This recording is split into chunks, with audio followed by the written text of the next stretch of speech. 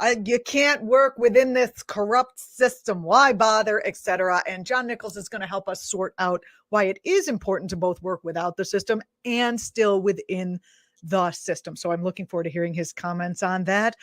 All that up after the interview about the book. Stay tuned.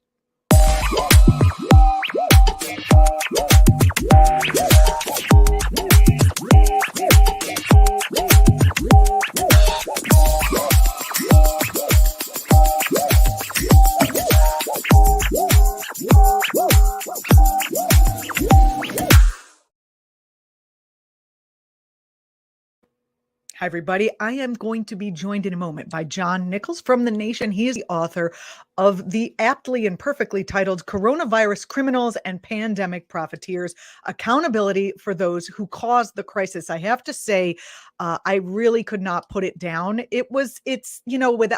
He took all the information one might want and put it all together. John, come on in from the backstage of our online green room. Thanks for joining me today.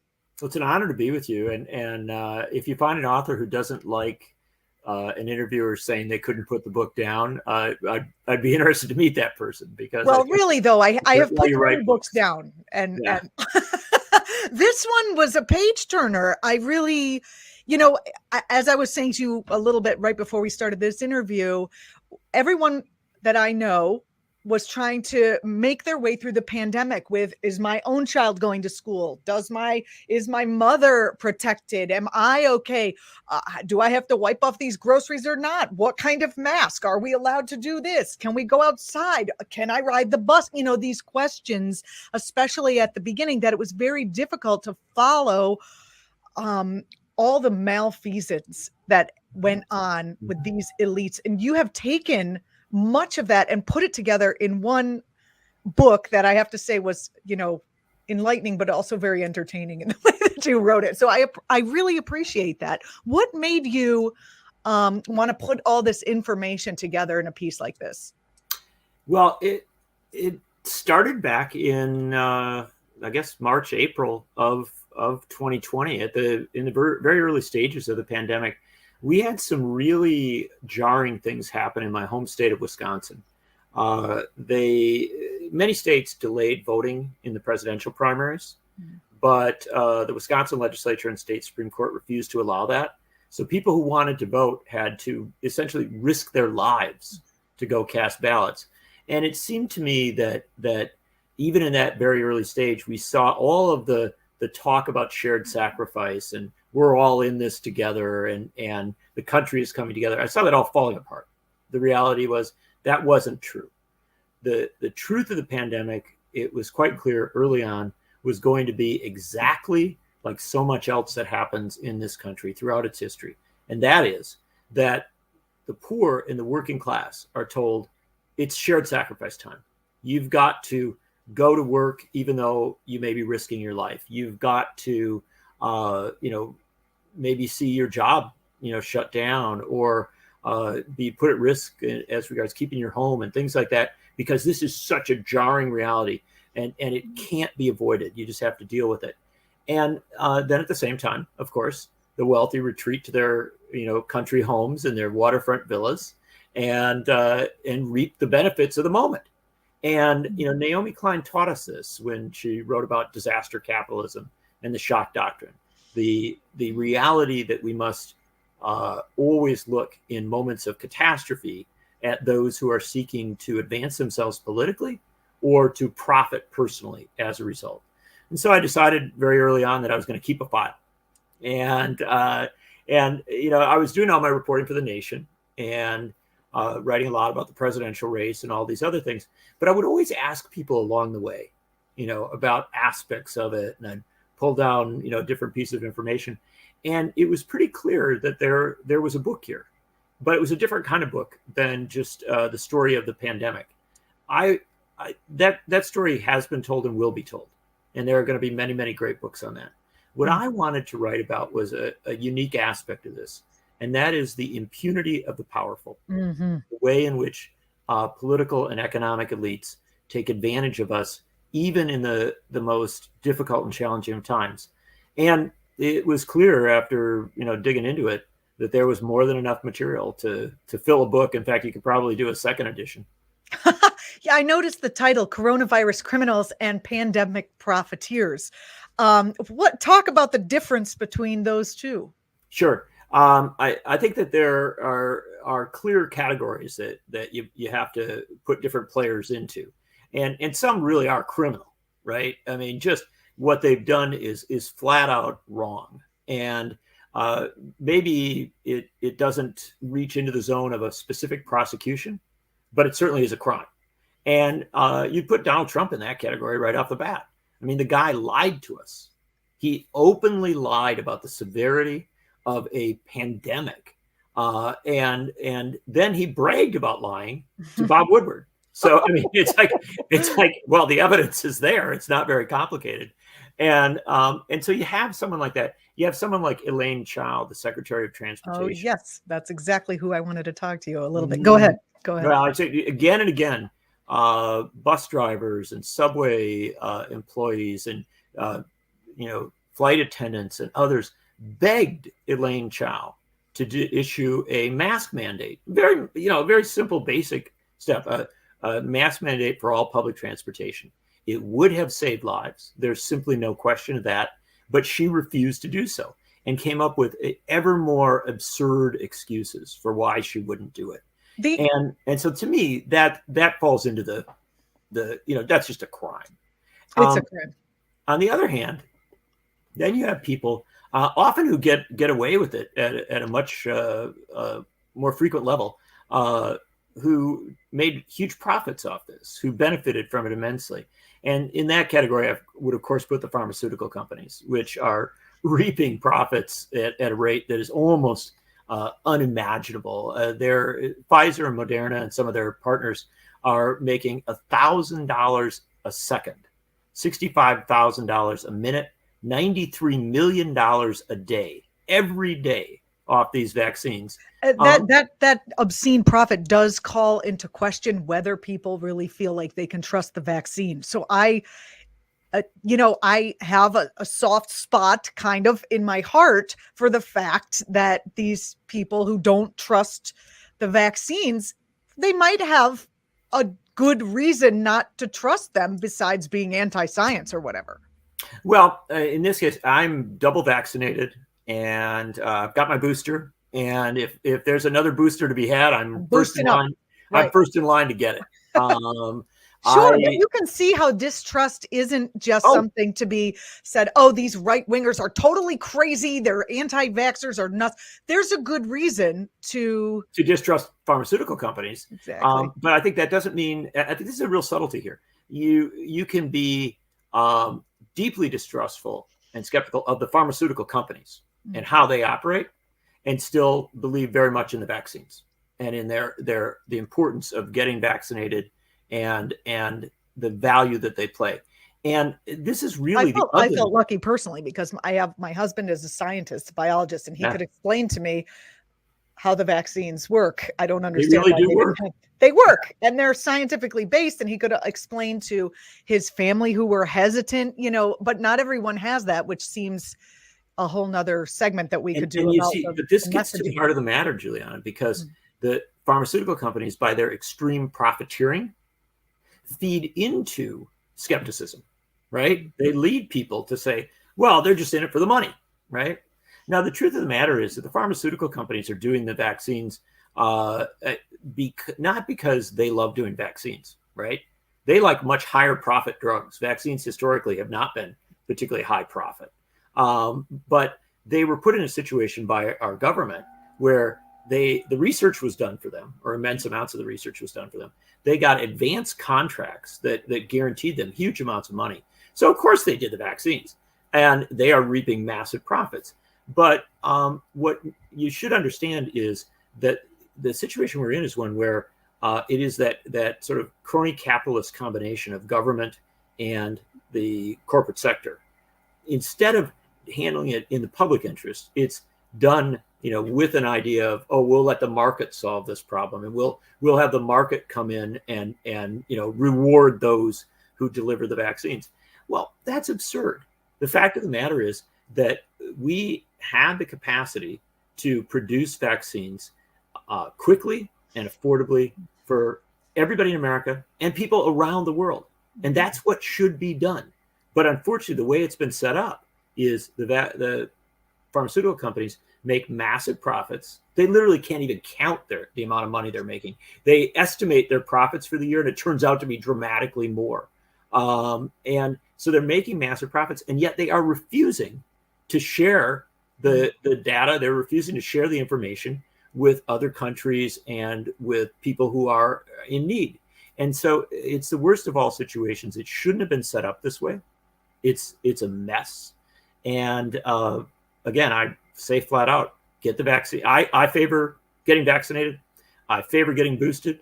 But I also favor holding the pharmaceutical companies to account and making sure that we never, ever get ourselves in a situation like this again, where we find ourselves being, reliant on for-profit corporations to deal with a massive public health crisis.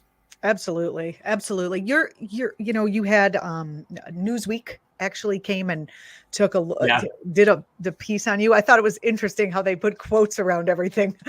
Yeah. Nichols has claimed, they said claimed, you've claimed, as in Nichols has pointed out that Trump's approach to pandemic, here's the exact quote, was a deliberate quote. They put deliberate dereliction of duty, that it was severely misguided and driven by lies, and that it cost not just a few lives, but hundreds of thousands. It's really very interesting the way they quoted you. I appreciate the attention, and the attention to this discussion, because it's rare in major media. And I know this is, when I was writing this book, I knew this was a challenge here.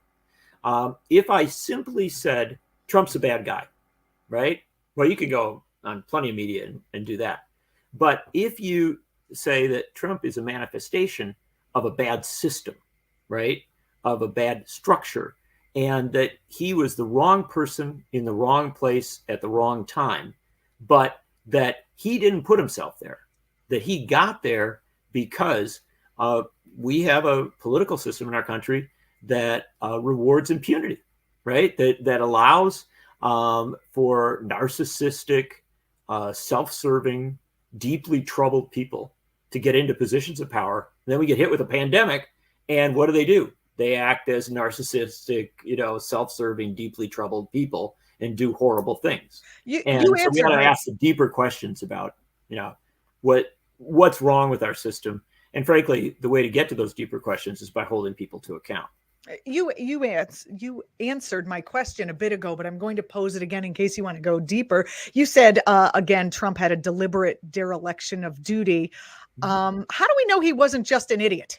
That's always a great question. Look, that's letting folks off too easily, right? Because if he was just an idiot, right, I can guarantee you Trump would still be president of the United States. That's a painful reality. If Donald Trump had said, boy, I know nothing about this. I don't have a clue about public health, and I don't have a clue about how to deal with a pandemic. And if he had turned to the scientists, who, by the way, were ready to help him, Dr. Fauci was, standing there, said, I'll step up, I'll help. There were a lot of other scientists. In fact, people even disagreed with Fauci on some issues. You could have a really broad set of good information, right? Fundamentally useful information. And you could have sorted through it and dealt with it. And frankly, if Trump had led the country through the pandemic as ably as prime ministers and chancellors in Germany and New Zealand and places around, mostly women, had done, I think there's a very good chance he would have been reelected. Your book does paint a picture. Well, so there's a silver lining, is what you're telling me. But but if I can just finish that one core thought, though, that I think that if Trump had just acknowledged that he didn't know stuff, if he had been a fool, that would have been fine. He may have made mistakes, but it would have been ultimately you err toward trying to deal with this thing. No, Donald Trump is a self-absorbed, deep mess of a human being who looked at the pandemic and said, wow, this is going to be a problem for my reelection. And so as he acknowledged to Bob Woodward, he lied about it. He literally lied at a point when people's lives were at stake. And that's not idiocy. That's deep, fundamental self-service and political machinations at a time when we needed someone to work in the public interest. We put up a quote a moment ago from your piece that was out in the Nation recently that was about the book. And the quote is, let's throw that back up there. There you go. When a president presides over mass death and mass unemployment and remains politically viable enough to claim the nomination of a major party and to mount a re-election bid, even vaguely credible numbers, the rot in the system runs so deep that those who maintain it cannot be rehabilitated. Talk about what you meant when you said this quote. Yeah, look, I think that this is the heart of the matter. We had a pandemic, and it's ongoing. It continues to be a challenge for us as a country. But we had this incredibly jarring moment in 2020 into early 2021, mass deaths. Trucks pulled up outside hospitals for the bodies. I mean, it was a horrifying moment, and we asked poor and working class people to sacrifice everything, even their lives, as essential workers. I mean, we've been through so much, and yet now, as there are some talk about normalcy, right? Kind of how we might move back to a more functional place. There's the danger that we forget about who did wrong, who screwed up. That's why I wrote the book. And the reason to do it isn't just to punish these people. It's not to say, oh, you did something bad, so we're going to put you in jail or fine you or tax you or impeach you or do something. No, the point is to say that we look for accountability because accountability drives change. If we allow a Donald Trump or an Elaine Chao or a Ron Johnson or an Andrew Cuomo to be rehabilitated, to come back and say, well, we went through that thing and maybe I made some mistakes, but I'm ready to serve again, then we guarantee that we will have the same circumstance again. There will be another pandemic.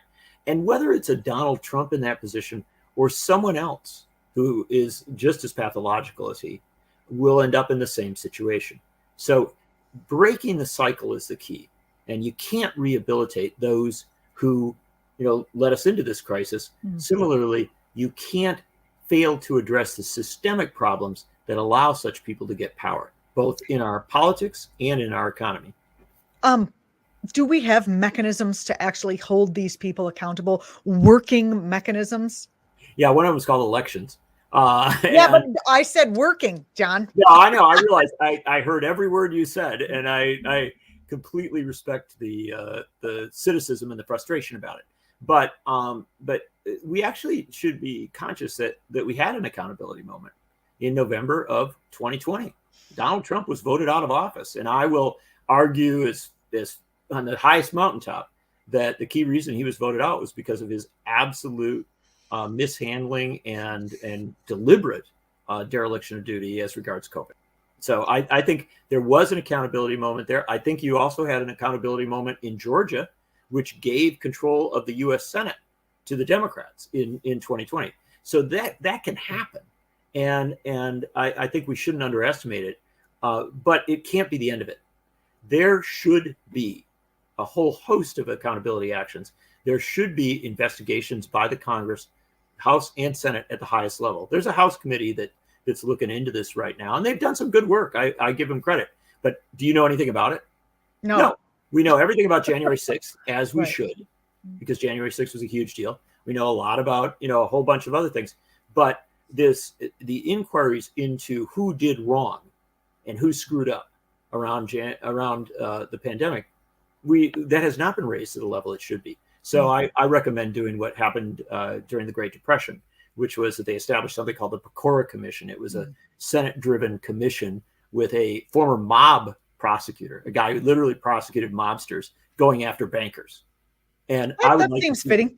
Yeah, I'm ready to put Zephyr Teach out, in front of a Senate committee and have her go after the pandemic profiteers. That would be fun to watch. And the monopolists. So that's what I'm talking about. You need that level of accountability, but also there's a simpler level of accountability. We have not been able to pass Build Back Better, which is a modest bill. right? And, one of the things that our Republican friends and some Democrats, including Joe Manchin, tell us is that we can't afford it. It'll run us into deficits. It'll cost too much. And I think, well, I know where we can find a whole bunch of money. Let's tax every billionaire back to where they were on March 20th, 2020, when the pandemic hit. Let's say you were super rich. We're not even going to take away all your money. We're not going to do, Bernie Sanders said that billionaires shouldn't exist. We're not even going to go to that radical point. We're going to go to a simple, modest point where we take you back to where you were 2 years ago. And then what are we going to do with all that? Well, the trillions of dollars that we would get, because it is in the trillions, by the way. Well, yes. I've got a good suggestion for you. Do it. If we were to get $2 trillion, a couple $2 trillion out of the billionaires, and maybe let's say we might even go after some uber millionaires. Let's say we go after people who make over 100 million a year. Not that they have that in their actual holdings, but that they make that much annually. So we go after some of the big billionaires, the big millionaires.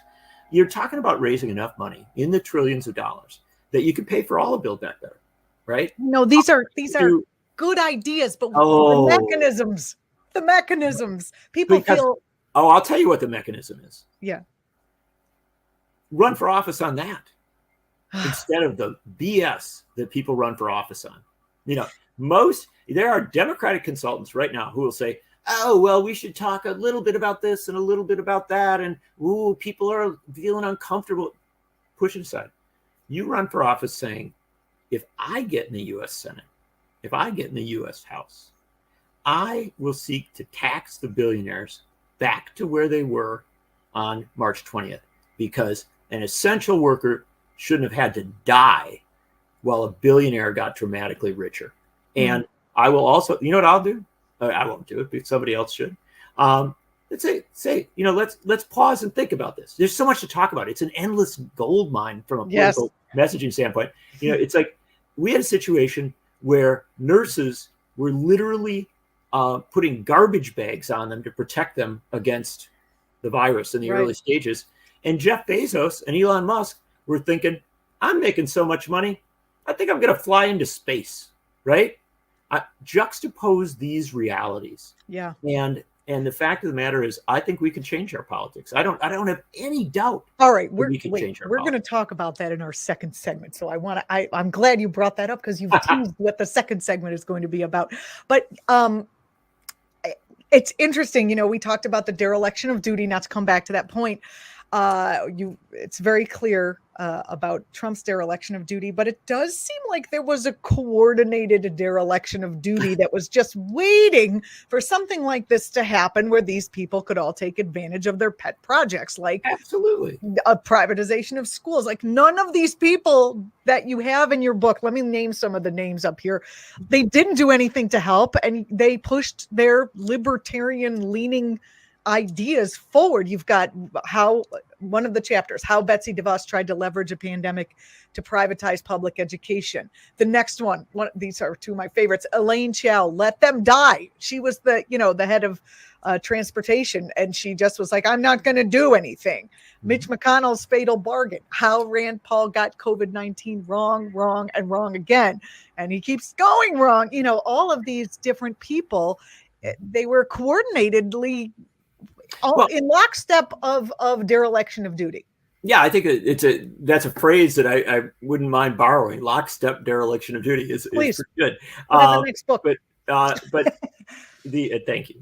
But no, look, this is the reality, and again, it's what we see with impunity, right? Impunity is the concept that you don't think you're ever going to be held to account, and if there's a lack of accountability for a long period of time, then those who are in power, instead of opting to do what is beneficial for the great mass of people, because they know that if they don't, they could be held to account for it. They could be punished for it. They will say, "Oh, hey, it's an opportunity, right? This is a chance to do what I might not be able to do in another situation." And so with Betsy DeVos, you see, it happened. In all this is, by the way, not behind closed doors. It's in public.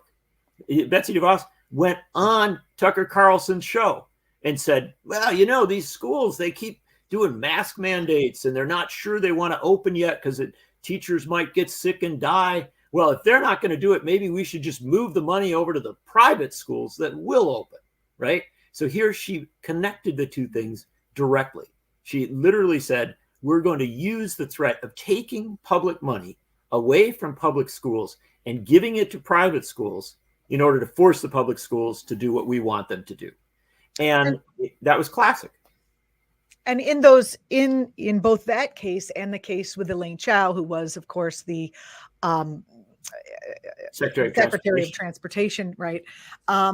They both got enormous pushback by unions. It seems that the role of unions was more important when these things were going on in 2020 than they've ever been before. Can you comment on that a little bit? And also, have we missed the moment, or are we still hot for, is labor still hot right now?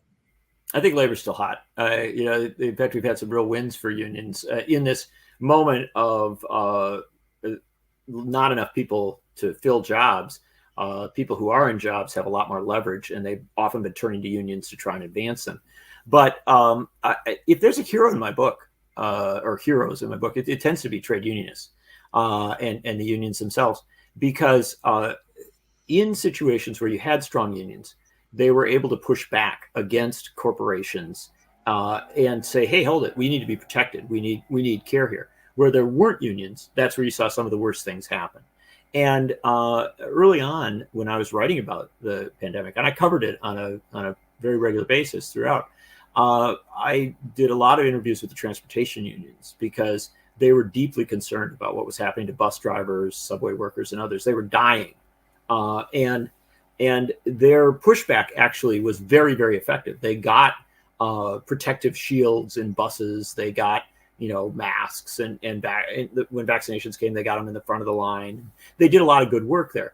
But what they recognized was that their work was made much more difficult by someone like an Elaine Chao, because when the unions, and they all came together and asked her to do a mask mandate nationally, she refused. She refused again and again and again and again.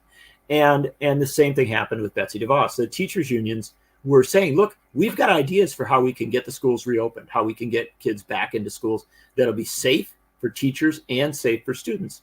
And instead of working with them and respecting them, DeVos and her echo chamber, you were often deeply critical of the unions. And so what I would argue is that if there's a lesson from the pandemic, it is that, sadly, until we make a lot of changes, we can't count on government to always do the right thing.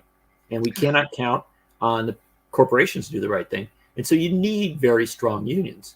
And it's notable that in the chapter on Jeff Bezos, I write a lot about the effort to unionize Amazon, and making the point that that was covered in a lot of our media as just a typical union battle, right? Union wants to organize, company doesn't want it. But it was underpinned by COVID. And there were a lot of people who stepped up to try and organize the union, and who are continuing to do so, not just at Amazon, but in workplaces across this country, because they said, look, we saw the reality that if we don't have a strong union, we're not going to be protected. Well, you have said, as we come to the close of this segment, but not the whole show, because you're staying with me for a brief moment after, you have said that accountability is so important, because without it, we will continue to allow impunity. Do you think if, as a nation, we had held George W. Bush accountable for war crimes, we would have been in this same situation we are today? No, I think we'd be in a better situation if we had. And I do argue that in the essay that was published in The Nation, and that is based on the closing chapter of the book. Look, we have had, with presidents of the United States, repeated opportunities to hold them to account, and we passed on it. Nixon was not held to account for Watergate. He got on a plane and flew off to San Clemente.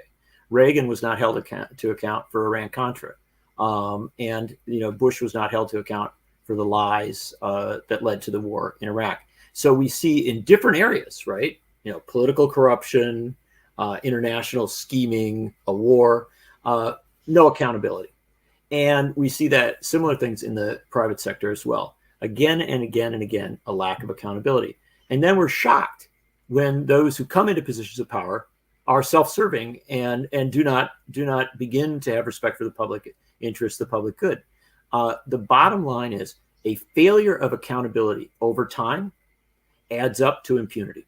It virtually guarantees that those who are in power will not do what they should do. That doesn't always happen. You can get a good person in power. It can happen. It does.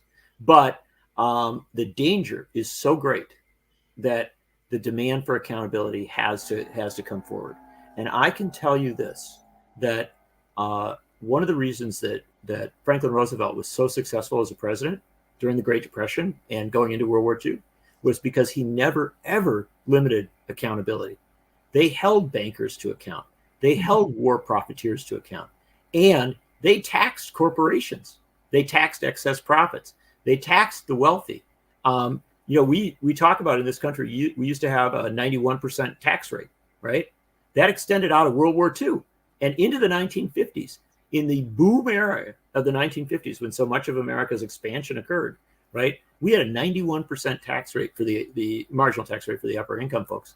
The fact of the matter is that when you hold people to account politically, through impeachment and through censure and other political actions, but also economically through a tax system that really does say, no, you don't get to have excess profits. You don't get to have excess wealth. If you do, we're going to tax it and put it back into the system to serve the great mass of people. If you say that, you're going to get dramatically different and better behaviors on the part of your political leaders and your economic leaders. That's the point of the book. John Nichols, the book is Coronavirus Criminals and Pandemic Profiteers, Accountability for Those Who Caused the Crisis. I do want to thank you personally for putting this work together. Again, it did draw, it just answered a lot of questions that got missed as one tried to survive the pandemic themselves. Thank you so much for being on the program. It's a total honor to be with you. Thanks for having me. Sure thing. You're watching ActTV. John's going to stay with us as we move into the Candidate Endorsee Summit segment, where we're bringing you some kick-ass progressive candidates. And we're also going to answer the question, why should we work within the system? This is your question, viewers. Why should we work within the system since it's corrupt? Stay tuned.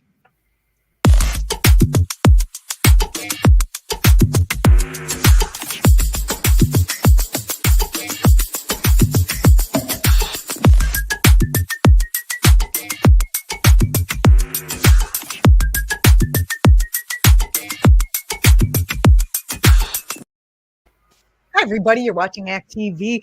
Julianna Forlano here. We're going to present to you another kick-ass progressive, as we have been doing. We've been talking about progressives that Marianne Williamson's Endorsee Summit have endorsed, meaning they are super progressives and they are running. Now, we've been doing this for a couple of weeks, and I've noticed some comments from some folks out there saying, why should we even work within the system? Because the system is corrupt. What is the point of running a progressive candidate when in these districts, when it's such a long shot that they're going to win? And questions that suggest that we're all completely dejected, which we rightfully might be. But here to answer that question, instead of me answering it, which I feel like I've done 100 times, author, writer, leader, activist, whose new book we just spoke about in the preceding segment, John Nichols, is here to join us from the nation. Hi, John. Hey, it's good to be with you. It's great to see you again after 3 seconds. Well, these clips go on YouTube, so sometimes they'll be standing alone. So can you respond to folks who maybe are feeling rightfully dejected and don't really want to meet another progressive candidate unless they're already Bernie Sanders or unless they're already AOC? We have a lot of people trying to push out either establishment Democrats or Republicans in Senate districts, state house districts, etc. And there's been quite a bit of pushback about why should we work within a corrupt system? Well, you work within a corrupt system because maybe that's the way you get the leverage to end the corruption.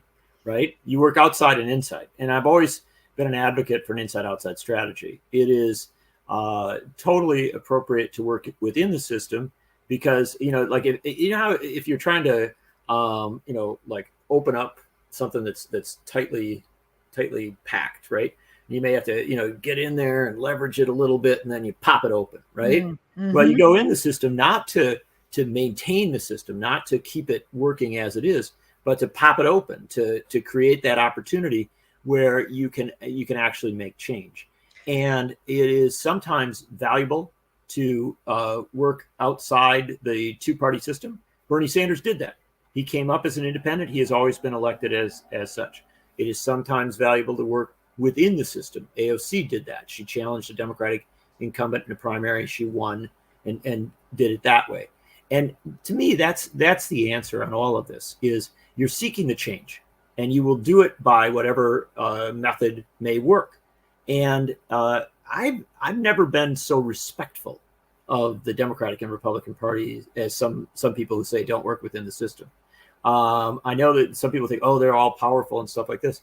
I actually think that they're pretty pathetic, pretty tragic institutions that you can actually upend, sometimes very quickly and sometimes over a long period of time, but it's worth doing.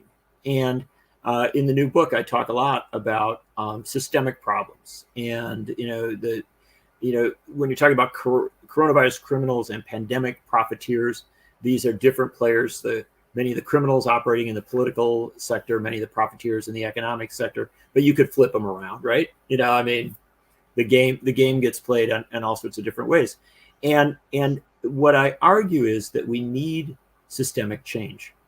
And you cannot get to systemic change unless you've got some control over that system. Now, maybe there's a general strike and you're doing it from outside, right? But that's hard to organize and doesn't always happen. Maybe it's inside by electing a new class of people, and sometimes that can work. The bottom line is you don't have to be at odds with one another. I always remember that AOC classically on one of the nights of a State of the Union address, instead of being at the Capitol, I hope I've got this right, she was with striking workers in Hunts Point in New York. And she said, this is where I need to be on this day. I hope I've got the scenario right there. And the bottom line is that you can be an inside and outside player. So that's my answer. And the critical thing is that we need it now more than ever, because the truth of the matter is that the system is so corrupt.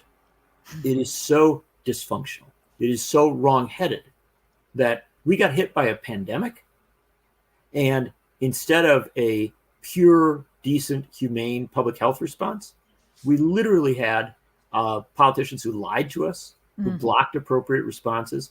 And at the same time, we had billionaires who enriched themselves, corporations that ran excess profits. That's a lousy system.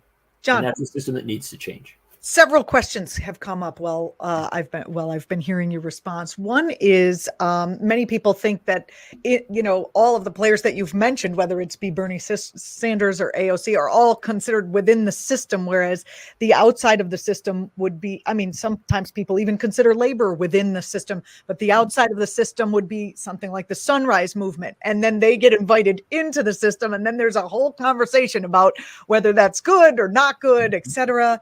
And I'm going to two-part you and then let you go. So that you can answer. And other people believe that once AOC and some of the other squad folk got in, then they've sold out here and there. I see that all over, this idea that they didn't force the vote, and so they're sellouts. And so now we just hate our own and cannibalize our own people. And these aren't people on the right. These were people with expectations on the left that you would be, I guess, a perfect candidate. And I don't know, your thoughts on those two places? Look, I do think it's really challenging. It is incredibly challenging to step up and seek public office and to get into a position of power, and then to figure out how to strike that balance, when to work within the system because you think you can actually achieve something, and when to upend the system and say, that this is a failure, this is wrong what we're doing. And I really do understand that from the outside that can look like, oh, you sold out, you're frustrating, you didn't do what I want you to do. But to me, the greatest leaders have always been those who've been able to strike that balance effectively, where they see an opportunity to get something, they do it. When the opportunities are blocked, then they upend the system. And we saw a really classic example of it during the course of the pandemic, or this ongoing course of the pandemic, with the eviction assistance. And Cori Bush, the representative from St. Louis, Missouri, worked very, very hard in Congress to try and preserve protections for people who are in a situation where they might get evicted, right? To make sure that there's federal moratorium on evictions. And she didn't succeed, right? It didn't happen on the floor of Congress. And so what she did when it came time for the recess was, instead of going home and saying, well, we didn't succeed, we failed, that's that, she went out on the steps of the Capitol and slept on those steps with other activists, not with members of Congress, but with activists, to highlight this issue. She used her platform, her prominence, to get attention to it. What happened? The Biden administration actually moved and extended the eviction moratorium, at least for a time. Courts have been a mess on that. Similarly, recently, Jamal Bowman was out on the steps of the Capitol with protesters risking arrest because what was happening in the Capitol was insufficient. And that's what I would always ask for. I would ask for leaders who are willing to try to use every opportunity within the system to make it work.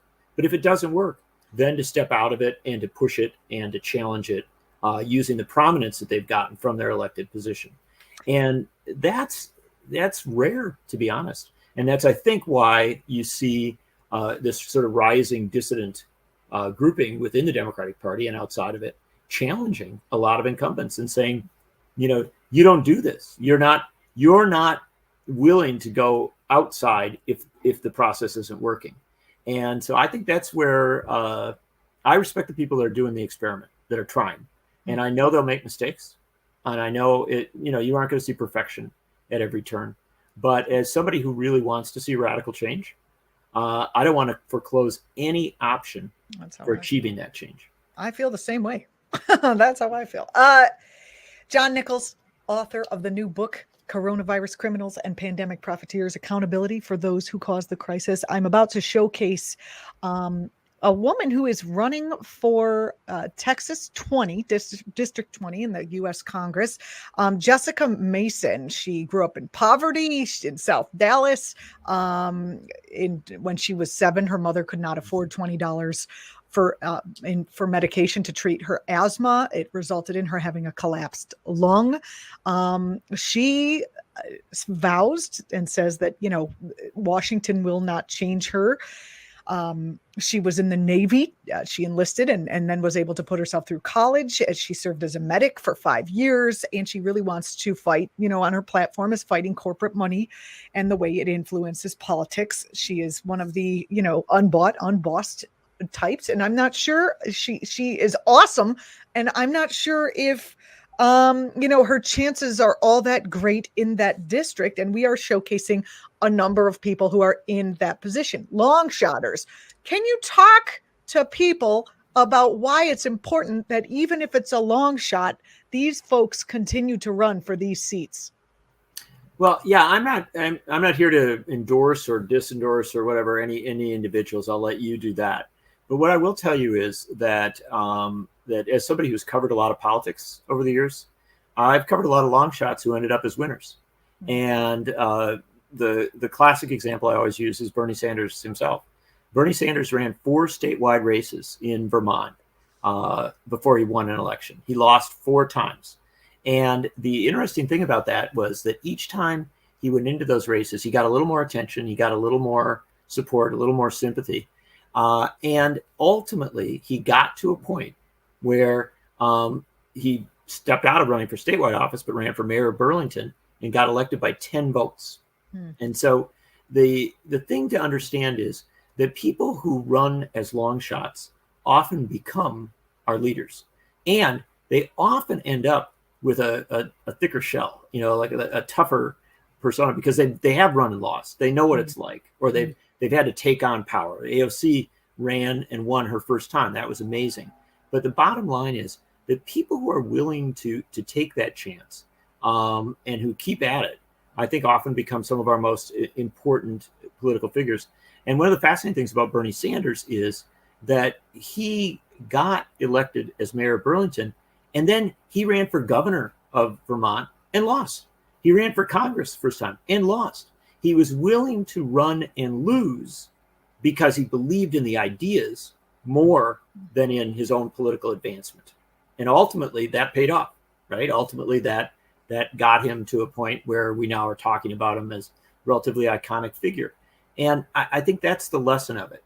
If we dismiss long shots, if we dismiss people who have uphill races, then we're ultimately dismissing the next Bernie Sanders or the next AOC or the next Jesse Jackson, or you run up the list of people who don't always win, but who take that chance. And some of them do win, and they almost always are the ones who are more courageous, more bold, and I would argue more effective. John Nichols, thank you so much. I know you are not endorsing our endorsement person, but we are endorsing this person, Jessica Mason. Let's listen to her in her own words. My name is Jessica Mason. I am a Navy veteran, and I currently work as an organizer in affordable housing communities across my district. But most importantly, I'm here today because of the generations of strong Black women from South Dallas that came before me. My story begins as a little girl raised in poverty because of the zip code that I lived in. I grew up in a community that was devastated by the crack epidemic, and my community was failed by political design. My mother worked 12 plus hours a day for a millionaire businessman, but she was paid starvation wages and could not afford to keep the lights on in our home. As a child, I had severe asthma attacks at night, and my mother would have to carry me to the fire station down the street just to power on my nebulizer. The medication that I needed to treat my asthma at the time cost $20, but my mother couldn't afford it. And because of that, my lung collapsed at the age of 7. I spent 3 months in the ICU. What does that say about America, the richest country in the world? How can we let Black and brown children continue to suffer and nearly die of treatable diseases because they don't have adequate insurance? In South Dallas, where I'm from, our children are more likely to develop severe asthma because of pollution. Our water pollution is worse than Flint's. Black women are dying during childbirth, and we have some of the lowest life expectancies in the state of Texas. Our healthcare system places profits over people, and it's not working for us anymore. We need Medicare for all, and that's the end of the story. We've had the same representation for 28 years, and her loyalties lie with healthcare corporations and the fossil fuel industries that fund her campaigns. She was recently seen cozying up with Senator John Cornyn in the media, touting a bipartisan corporate welfare bill to weatherize Texas's unregulated power grid. But what Texas needs is a Green New Deal and guaranteed federal jobs, massive investments in green infrastructure, not incentives to continue producing gas and coal-powered energy and further enriching the pockets of these oil executives. And with all due respect, I'm not okay with bipartisanship when that means compromising on the rights of Black, brown, and immigrant people. So we really need to stop with the bipartisan propaganda and really advocate for the people of Texas 30. Our representative also failed to support Cori Bush's amendment on voting rights for incarcerated people, and she refuses to apologize for voting for the 1994 crime bill that has led zip codes in my district to have the highest incarceration rate in the state of Texas. How many Black men are in jail because of a joint? How many Black men are in jail because they are victims of poverty? How many Black men are killed because of irresponsible and racist policy? We need to end the privatized prison system and stop the criminalization of poverty and Blackness. I am running because I'm angry. The system has failed marginalized communities and working class people across this nation and in my community. And I can speak for hours on the injustice happening in my community. Texas leads the nation in transgender murders. Why do we still have an LGBTQ panic defense? We have Americans who are wary of getting vaccinated because they're undocumented and don't trust the system. We have working people who cannot afford food or rent. In Dallas, we have 19 affordable housing units for every 100 people in need. Black and brown women have been evicted from their homes at unprecedented rates. Majority of the people in my district live below the poverty line. And we have generations of Black and brown people who built this damn country and who have been incapable of accumulating wealth in it. We need reparations. We need unions in every single workplace. We need comprehensive immigration reform. We need representatives to stop making excuses and hiding behind procedures. This race is really a matter of life or death for the people that I love. And we must call out systemic racism and crony capitalism for what it is and be proactive in legislating policies designed to correct these failings. I hope that everyone watching tonight will take time to check out my website at jessicamasonforcongress.com. Follow us on Twitter at JessicaMasonTX and donate whatever you can to topple this system that has failed so many of us. Thank you all, and please join us in this fight against oppression. Again, my name is Jessica Mason, and I'm running for Congress in Texas 30. Do I have to say anything else? In her own words, Jessica Mason, she is running for U.S. Congress in Texas District 30. I'm Julianna Forlano. You're watching actTV. Our guest today was John Nichols. He's a writer for The Nation, and he is so much more. He has written 1 million books. The latest one, the one we spoke about today, is Coronavirus Criminals and Pandemic Profiteers, Accountability for Those Who Caused the Crisis. We're done. So you don't have to stay with us right now. But I meant to tell you that on Thursday, if all goes well, Chris Hedges is joining us. We're going to be talking about labor and how it's the last hope for the United States experiment with democracy. He's going to be on for the whole show. It's going to be amazing. Get your questions ready and stay tuned into actTV. We have a bunch of other great shows that we do here, right here on this network. Thanks again for watching. I'll see you 2 p.m. Eastern on Thursday.